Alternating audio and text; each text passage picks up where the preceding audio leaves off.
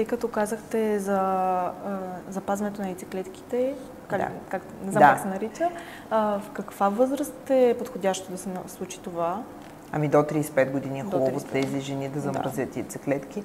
Да кажем между 30 и 35 е добре, защото яйчниковият резерв, особено ако е в нормални стойности, антимюлеровия хормон и броя на антралните фоликули, тогава яйцеклетките са свежи, хубави. Може да се разчита, че при размразяването и при оплождането просто голяма част от тях ще станат ембриони.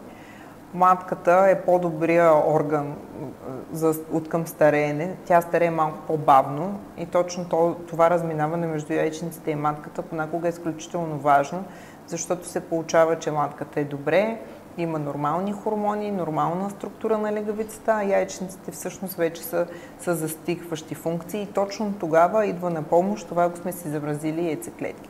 Тоест ние си имаме собствени яйцеклетки, които може да използваме и да решим да завършим репродуктивните си проблеми.